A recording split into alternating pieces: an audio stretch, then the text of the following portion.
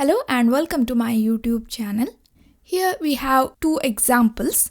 In both examples, we are comparing the identity of two strings, but here we are getting two different outputs. When string is hello, when we use is operator to check the identity, we'll get the output as true. And when string is hello world, we'll get output as false. Why? That is because of string interning. String interning is an optimization technique that ensures identical string values are stored in memory only once.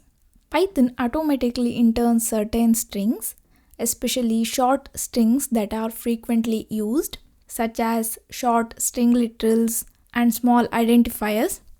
So whenever we use this value hello, Python won't create a different object. Instead of that, it will refer the same object. Here you can see in the example.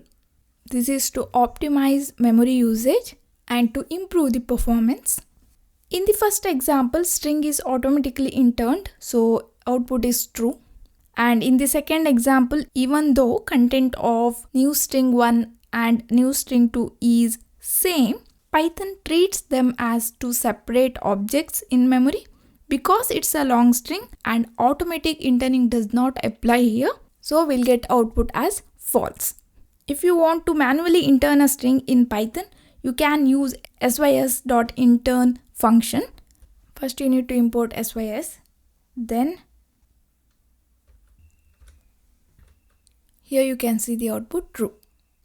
When we intern the string, you'll get the output as true. Okay, so this is about string interning.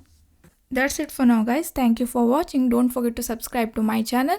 I will meet you in next class. Till then, take care.